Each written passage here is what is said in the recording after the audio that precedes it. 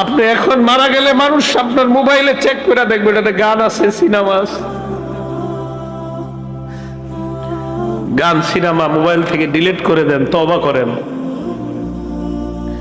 পৃথিবী সাক্ষী হয়ে যাবে যে এই ছেলেটা মারা গেছে, ওর মোবাইল তো সিনেমা আছে, ওর মোবাইলে নাটক আছে, মানুষ সাক্ষী হয়ে যাবে আপনার গুনাহের। মোবাইল থেকে আপনি গান ডিলিট করে দেন, নাটক ডিলিট করে দেন। বন্ধুরা চাপ দিয়ে আমারে ফেসবুক খোলাইছিল, আমারে ফেসবুকে ইসলামী লেখালেখি করতাম। কিছুদিন পর বুঝতে পারলাম এখানে সময়ের লেখালেখি যদিও আমি করি, মানসিক যুদ্ধে লিপ্ত হইতে হয় এই ফেসবুকে। মানুষ পক্ষে লেখে, বিপক্ষে লেখে। পার্মানেন্টলি আমি ডিলিট করে দিছি, আমার কোনো ফেসবুক নাই। আমার জীবন কি চলে না বলেন?